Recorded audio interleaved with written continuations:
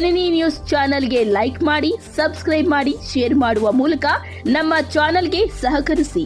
ಹೆಚ್ಚಿನ ಮಾಹಿತಿಗಾಗಿ ಸಂಪರ್ಕಿಸಿ ಇಲಾಖೆಗಳನ್ನೆಲ್ಲ ನನ್ನ ಕ್ಷೇತ್ರದ ಗಡಿ ಭಾಗದ ಕ್ಷೇತ್ರ ಎಲ್ಲಾ ಇಲಾಖೆಗಳು ನನ್ನ ಕ್ಷೇತ್ರದಲ್ಲಿ ಕರ್ಕೊಂಡ್ ಬರ್ಬೇಕು.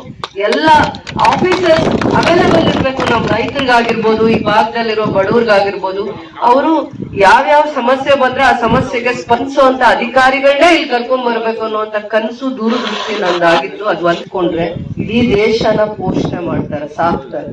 ನಾನ್ ಕೆಲ್ಸಕ್ಕೆ ಹೋಗ್ಬೋದು, ನೀವು ಕೆಲ್ಸಕ್ಕೆ ಹೋಗ್ಬೋದು, ಆದ್ರೆ ನಮ್ ಹೊಟ್ಟೆ ತುಂಬಿಸೋದು ರೈತರು. ನಮ್ ಹೊಟ್ಟೆನ ತುಂಬಿಸೋಂತವ್ರು ನಿಸ್ವಾರ್ಥವಾಗಿ ಲಾಭ ಇದೆಯೋ ಇಲ್ಲೋ ಲಾಭ ಮಾಡ್ಕೊಡೋದು ನಮ್ ಧರ್ಮ ಆಗ್ಬೇಕು. ಅವರಿಗೆ ಲಾಭ ಬರುತ್ತೋ ಇಲ್ಲೋ ಅದೊಂಥರ ಲೈಫ್ ಸ್ಕಿಲ್ಸ್. ಅವರು ಯಾರು ಹೇಳ್ಕೊಡದೆ ಕಲಿಯುವಂತ ಲೈಫ್ ಸ್ಕಿಲ್ಸ್. ಅವು ಕಾರ್ಯನಿರ್ವಹಿಸಬೇಕು. ರೈತರಿಗೆ ಸಹಕಾರಿಯಾಗಿ ಇಲಾಖೆ ಕೆಲಸ ಮಾಡಬೇಕು ಅಂತೇಳಿ ಹೇಳಿದ್ದಾರೆ. ಅವರಿಗೆ ಧನ್ಯವಾದಗಳು. ಮತ್ತೊಂದು ಮನವಿ ಮೇಡಮ್, ಏನಿಲ್ಲ 2-3 ಹೋಬಳಿಗಳಿಗೆ 2-3 ಪಶುವೈದ್ಯ ಆಸ್ಪತ್ರೆಗಳಿಗೆ ಒಬ್ಬರೊಬ್ಬರೇ ತಾವು ಮನಸ್ಸು ಮಾಡಿ ಇಲ್ಲಿ ಪಶುವೈದ್ಯರನ್ನ ಕರೆತರ್ತಕ್ಕಂಥ ಕೆಲಸ ಮಾಡೋದು ಇನ್ನಷ್ಟು ಅವರು ಪರಿಣಾಮಕಾರಿ ಕೆಲಸ ಮಾಡ್ಲಿಕ್ಕೆ ಕೆಲಸ ಆಗ್ತದೆ. ತಮ್ಮಲ್ಲಿ ನಾನು ತರಿಸ್ಕೊಂಡು ಇನ್ನು ಎಷ್ಟು ಜನ ಡಾಕ್ಟರ್ಸ್ ತರ್ಲಿಕ್ಕಾಗತ್ತೆ ಕೆಲಸ ಮಾಡ್ಲಿಕ್ಕೆ ನಾವು ಪ್ರಯತ್ನ ಮಾಡೇ. ಇದೀಗ ನಮ್ಮ ನವಾಜ್ ಅಂತ ಸ್ಟೇಟ್ ವೈಸ್ ಹೇಗೆ ಈಗ ಇಂದಿರಾ ಕ್ಯಾಂಟೀನ್ಸ್ ಇಡೀ ಸ್ಟೇಟ್ ಅಲ್ಲಿ ಆಗಿದೆ, ಆ ತರ ಇದು ಕೂಡ ಈ ಇಲಾಖೆ ಡಿಪಾರ್ಟ್ಮೆಂಟ್. ಯೂಶಲಿ ನಾವೆಲ್ಲ ಡಿಪಾರ್ಟ್ಮೆಂಟ್ ಬಿಲ್ಡಿಂಗ್ಸ್ ಕಟ್ಟೋವಾಗ PWD ಥ್ರೂ ಮಾಡ್ತಾ ಇದ್ವಿ. ಈಗೇನೋ ವಿಶೇಷವಾಗಿ ಕ್ವಾಲಿಟಿ ವರ್ಕ್ ಮಾಡ್ಬೇಕು. ಯಾಕಂದ್ರೆ ನೀವು ಪರಿಚಯ ಆಗ್ಲಿ ಅಂತ ಹೇಳ್ತಾ ಇದೀನಿ. ಕ್ವಾಲಿಟಿ ವರ್ಕ್ ಮಾಡಿ ಬಿಲ್ಡಿಂಗ್ ಇನ್ ಟೈಮ್ ಎಷ್ಟು ದಿನದಲ್ಲಿ ಕಂಪ್ಲೀಟ್ ಮಾಡಕ್ಕಾಗುತ್ತೆ. 2-3 months ಒಳಗಡೆ. ಸೊ ಜೂನ್ ಒಳಗಡೆ ನಾವು ಇನಾಗ್ರೇಷನ್ ಮಿನಿಸ್ಟರ್ ಕರಿಬೋದಲ್ವಾ? ಇದನ್ನು ಸಿಬ್ಬಂದಿ ಕೊರತೆ ಇದೆ. ಹಾಗಾಗಿ ಪಶುಸಖಿಯರ ಪಾತ್ರ ನಮಗೆ ತುಂಬಾ ಅನುಕೂಲ ಆಗಿದೆ. ಒಂದೊಂದು ಗ್ರಾಮ ಪಂಚಾಯತಿ ಮಟ್ಟಕ್ಕೆ ಒಬ್ಬರು ಪಶುಸಖಿಯರಿರ್ತಾರೆ. ಅವರು ಆ ಗ್ರಾಮಗಳಲ್ಲಿ ಒಂದು ಏನು ಸ್ಟ್ಯಾಟಿಸ್ಟಿಕ್ಸ್ ಅಂತ ಏನು ಅಂಕಿಅಂಶ ಕಲೆಕ್ಟ್ ಮಾಡ್ತಾರೆ. ಮತ್ತೆ ಮೈನರ್ ಸರ್ವಿಸ್ ಏನೋ ಒಂದು ಕುಂಸುಡೋದಿರ್ಬೋದು, ಅಥವಾ ಏನೋ ಒಂದು ಫಸ್ಟ್ ಏಡ್ ಟ್ರೀಟ್ಮೆಂಟ್ ಏನಂತೀವಿ, ಲಸಿಕಾ ಕಾರ್ಯಕ್ರಮ ಇರ್ಬೋದು, ಪ್ರಥಮ ಚಿಕಿತ್ಸೆ ಇರ್ಬೋದು, ಅವರಿಗೆ ಯಾವ ರೀತಿ ಕರು ಸಾಕಾಣಿಕೆ ಮಾಡಬೇಕು, ಆ ಕರು ಹುಟ್ಟಿದ ಮೇಲೆ ಯಾವ ರೀತಿ ಆರೈಕೆ ಮಾಡಬೇಕು, ಇದನ್ನೆಲ್ಲ ಅವರು ತಿಳಿಸ್ಕೊಡ್ತಾರೆ. ಯಾಕಂದ್ರೆ ನಾವು ಆಲ್ರೆಡಿ ಅವ್ರಿಗೆ ಟ್ರೈನಿಂಗ್ ಕೊಟ್ಟಿದ್ದೀವಿ. ಜನನ ಮರಣ ಅದು ದಾಖಲಾತಿ 3 ಮಾಡ್ಯೂಲಲ್ಲಿ ಅವರಿಗೆಲ್ಲ ನಾವು ಟ್ರೈನಿಂಗ್ ಕೊಟ್ಟಿದ್ದೀವಿ. ಅವ್ರದ್ದು ಸಹಕಾರ ತುಂಬಾ ಆಗಿದೆ ನಮಗೆ. ಎಲ್ಲಾ ಪಂಚಾಯತ್ಗಳು ಅವ್ರಿಗೆ ಗ್ರಾಮ ಪಂಚಾಯತ್ ಮಟ್ಟದಲ್ಲಿ ತಾಲೂಕ್ ಪಂಚಾಯತಿ ಫಂಡ್ಸ್ ಅಲ್ಲಿ ಅವರಿಗೆ ಕೇವಲ 3,700 ರೂಪಾಯಿ ಕೊಡ್ತಾ ಇದ್ದಾರೆ. ಅದನ್ನು ಜಾಸ್ತಿ ಮಾಡಿದ್ರೆ ಅವ್ರಿಗೆ ಸ್ವಲ್ಪ ಪ್ರೋತ್ಸಾಹ ಮಾಡ್ತಾ ಇದ್ದಾರೆ. ಪಶುಸಂಗೋಪನೆ ಕೊಡ್ತಕ್ಕಂಥ ಏನೋ ಒಂದು ಪ್ರೋತ್ಸಾಹ ಧನ ಇದೆ 3,700 ರೂಪಾಯಿ ಇದೆ. ಅದನ್ನ ಸ್ವಲ್ಪ ಇನ್ನ ಜಾಸ್ತಿ ಮಾಡಿದ್ರೆ ಅವರಿಗೆ ಅನುಕೂಲ ಆಗುತ್ತೆ. ಅವ್ರಿಗೆ ಒಂದು ಏನು ಇಂಟ್ರೆಸ್ಟ್ ಬರುತ್ತೆ ಕೆಲಸ. ಇದು ಎಲ್ಲ ಸೀರಿಯಸ್ ಕೇಸ್ಗಳಾದಂಥ ಕೇಸ್ಗಳೇ ಬರ್ತಾ ಇದ್ದಾವೆ. ಹಾಗಾಗಿ ಇಲ್ಲಿ ಒಂದು ಕೊರತೆ ಇದೆ. ಒಂದು ಸಂಚಾರಿ ಪಶುವೈದ್ಯಾಧಿಕಾರಿ ಒಂದು ಬೇಕಾಗಿದೆ ಇಲ್ಲಿ. ಯಾಕೆಂದರೆ ಆಡಳಿತ ಒಂದೇ ಇರೋದು, ಒಂದು ಡಿ ಗ್ರೂಪ್ ಇದೆ. ಹಾಗಾಗಿ ಆ ಒಂದು ಕೊರತೆ ಇದೆ. ಆ ಕೊರತೆಯನ್ನು ನೀಗಿಸಬೇಕಾಗಿದೆ. ಮುಂದೆ ಸರ್ಕಾರಕ್ಕೂ ಬರಿತಾ ಇದ್ದೀವಿ. ಒಂದು ಸಂಚಾರಿ ಪಶುವೈದ್ಯಾಧಿಕಾರಿ ಒಂದು ಹುದ್ದೆ ಇಲ್ಲಿ ಬೇಕಾಗುತ್ತೆ. ಹಾಗಾಗಿ ಬೇಕಾದ ಮತ್ತು ಪಾಲಿಕ್ಲಿನಿಕ್ ಅದನ್ನು ಕೂಡ ಇಲ್ಲಿ ಒಂದು ಅವಶ್ಯಕತೆ ಇದೆ. ಲ್ಯಾಬ್ ಸರ್, ಹೌದು ಲ್ಯಾಬ್ ಯಾಕೆಂದರೆ ಹೆಚ್ಚು ಸಣ್ಣ ಪ್ರಾಣಿಗಳಲ್ಲಿ ಬರೋದ್ರಿಂದ ಒಂದು ಲ್ಯಾಬು ಮತ್ತು ಪಾಲಿಕ್ಲಿನಿಕ್ ಇದರ ಅವಶ್ಯಕತೆ ಇದೆ. ಮುಂದಿನ ಸರ್ಕಾರಕ್ಕೆ ನಾವು ಬರೀತಾ ಇದ್ದೀವಿ. ಅದನ್ನ ಇಟ್ಕೊಂಡ್ರೆ ಇಡೀ ದೇಶನ ಪೋಷಣೆ ಮಾಡ್ತಾರೆ, ಸಾಕ್ತಾರೆ. ನಾನ್ ಕೆಲ್ಸಕ್ಕೆ ಹೋಗ್ಬೋದು, ನೀವು ಕೆಲ್ಸಕ್ಕೆ ಹೋಗ್ಬೋದು, ಆದ್ರೆ ನಮ್ ಹೊಟ್ಟೆ ತುಂಬಿಸೋದು ರೈತರು.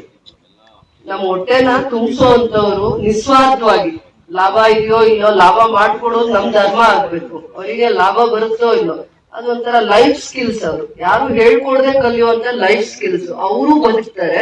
ಅವ್ರು ಇಡೀ ಬೇರೆ ನಮ್ಮ ಹೊಟ್ಟೆ ತುಂಬಿಸ್ತಾರೋ, ಅವ್ರು ಬದುಕ್ತಾರೋ ಇಲ್ಲೋ, ಅವ್ರಿಗೆ ಲಾಭ ಬರುತ್ತೋ ಇಲ್ಲೋ ನಮಗೆ ಗೊತ್ತಿಲ್ಲ. ಸಾಲಗಾರರಾಗ್ತಾರೆ, ಸಾಲ ಮಾಡ್ಕೊಂತಾರೆ. ಕೃಷಿನ ಮತ್ತೆ ಇದನ್ನ ಪಶು ಸಂಗೋಪನೆ ಏನಿರುತ್ತೆ ಡೈರಿ ಫಾರ್ಮಿಂಗ್ ನ ಲಾಭದಾಯಕವಾಗಿ ಮಾಡುವಂತ, ಅದು ಪ್ರತಿಯೊಂದು ಕುಟುಂಬನ ಪೋಷಣೆ ಮಾಡುವಂತ ಲೈಫ್ ಸ್ಕಿಲ್ಸ್ ನ ಹೇಳ್ಕೊಡುವಂತ ಇಲಾಖೆ ಆಗ್ಬೇಕು.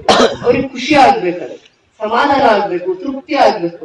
ನಮ್ಮ ಹೊಟ್ಟೆ ತುಂಬಿಸ್ತಾರೆ ಅಂತ ನಾವು ತೃಪ್ತಿ ಆಗೋದು, ಅವ್ರ ಜೀವನ ಹೇಗಿದೆ, ಅವ್ರ ಲೈಫ್ ಹೇಗಿದೆ, ಅವ್ರಿಗೆ ಏನ್ ಚಾಲೆಂಜಸ್ ಇದೆ, ಕಷ್ಟ ಸುಖ ಏನಿದೆ ಅಂತ ಮರಿಬಾರ್ದು. ನಾವು ಅದನ್ನ ನಾವು ಕಲಿಬೇಕು. ವ್ಯಾಕ್ಸಿನೇಷನ್ಸ್ ಕೊಡುವಂತದ್ರಲ್ಲಿ ಎಷ್ಟು ಅಚೀವ್ ಆಗಿದ್ದೀರಾ? ನಂಬಿಕೆ ಬರ್ಬೇಕ್ರಿ. ನಂಬಿಕೆ ಬರ್ದೇ ಆದ್ರೆ ಯಾರು ನಮ್ಮನ್ನ. ನಂಬಿಕೆ ಬರೋ ತರ ನೀವು ಕೆಲಸ ಮಾಡ್ಬೇಕು ಅಂತಂದ್ರೆ ಇನ್ ಸ್ವಲ್ಪ ಬದಲಾವಣೆ ಬೇಕು. ಕಾರ್ಯವೈಖರಿಯಲ್ಲಿ ಸ್ವಲ್ಪ ಬದಲಾವಣೆ ಬೇಕು. ಬಹಳ ವರ್ಷಗಳ ಕನಸಾಗಿತ್ತು. ಇಲಾಖೆಗಳನ್ನೆಲ್ಲ ನನ್ನ ಕ್ಷೇತ್ರದ ಗಡಿ ಭಾಗದ ಕ್ಷೇತ್ರ, ಎಲ್ಲಾ ಇಲಾಖೆಗಳು ನನ್ನ ಕ್ಷೇತ್ರದಲ್ಲಿ ಕರ್ಕೊಂಡ್ ಬರ್ಬೇಕು. ಎಲ್ಲ ಆಫೀಸರ್ಸ್ ಅವೈಲೇಬಲ್ ಇರ್ಬೇಕು. ನಮ್ ರೈತರಿಗಾಗಿರ್ಬೋದು, ಈ ಭಾಗದಲ್ಲಿರೋ ಬಡವ್ರಿಗಾಗಿರ್ಬೋದು, ಅವರು ಯಾವ್ಯಾವ ಸಮಸ್ಯೆ ಬಂದ್ರೆ ಆ ಸಮಸ್ಯೆಗೆ ಸ್ಪಂದಿಸುವಂತ ಅಧಿಕಾರಿಗಳನ್ನೇ ಇಲ್ಲಿ ಕರ್ಕೊಂಡ್ ಬರ್ಬೇಕು ಅನ್ನುವಂತ ಕನಸು ದೂರದೃಷ್ಟಿ ನಂದಾಗಿತ್ತು. ಅದು ಒಂದೇ ಸ್ವಾರ್ಥ ನಂದಿದ್ದಿದ್ದು. ನನ್ ಸ್ವಾರ್ಥ ಏನಂದ್ರೆ ನನ್ ಕ್ಷೇತ್ರ ಒಂದ್ ಗಡಿ ಭಾಗ, ಇಲ್ಲಿನ ಸಮಸ್ಯೆಗಳು ಬಂದ್ರೆ ಅವ್ರು ದೂರ ಕೋಲಾರ ಹುಡ್ಕೊಂಡು ಹೋಗ್ಬೇಕು. ಕೋಲಾರ ಹುಡ್ಕೊಂಡು ಹೋಗ್ಬೇಕು ಅಂದ್ರೆ ಅರ್ಧ ದಿನ ಅವ್ರು ಅವ್ರೆಲ್ಲಾ ಕೆಲಸ ಪಕ್ಕಕ್ಕಿಟ್ಟು ಅರ್ಧ ದಿನ ಅಧಿಕಾರಿ ಸಿಗ್ತಾರೋ ಇಲ್ಲೋ ನಮ್ಗೆ ಗೊತ್ತಿಲ್ಲ. ಒಂದ್ ಅರ್ಧ ದಿನ ಬೆಳಿಗ್ಗೆ ಎದ್ದೋದ್ರೆ ಮಧ್ಯಾಹ್ನವರೆಗೂ ಅವ್ರನ್ನ ಹುಡ್ಕೊಂಡು ಅಥವಾ ಸಂಜೆ ವಾಪಸ್ ಬರುವಂತ ಪರಿಸ್ಥಿತಿ ಆಗ್ತಾ ಇತ್ತು. ಅಂತ ಪರಿಸ್ಥಿತಿ ಈ ಭಾಗದ ರೈತರಿಗೆ ಅಥವಾ ನನ್ನ ಕ್ಷೇತ್ರದ ರೈತರಿಗೆ ಬರಬಾರ್ದು ಅನ್ನುವಂತ ದೂರದೃಷ್ಟಿಯಿಂದ ಎಲ್ಲಾ ಇಲಾಖೆಗಳಿಗೆ ಜಾಗ ಕೊಟ್ಟು ಅನುದಾನ ಕೊಟ್ಟಾಗ ಅನುದಾನ ಸಾಕಾಗುತ್ತಾ? ಈಗ ಅನುದಾನ ಸಾಕ? 50 ಲಕ್ಷದಲ್ಲಿ ಕಟ್ಬೋದಾ ನೀವು?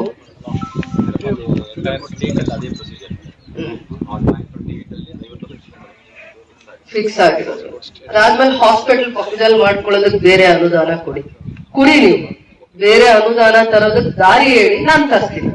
ನಿಮ್ಮ ಆಫೀಸ್ಗೆ 50 ಲಕ್ಷನೇ ಸಾಕು. ಮತ್ತೆ ಇಲ್ಲಿ ಹಾಸ್ಪಿಟಲ್ ಆಗ್ಬೇಕು ಈ ಭಾಗದಲ್ಲಿ.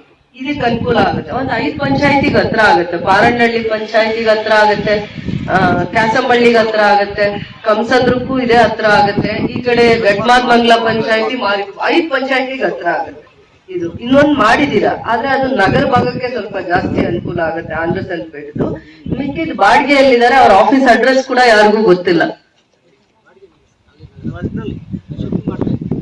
ಇಲ್ಲಿಗೆ ಮಾಡ್ಬೇಕಲ್ಲ, ಅಲ್ಲಿಗೆ ಮಾಡಿ.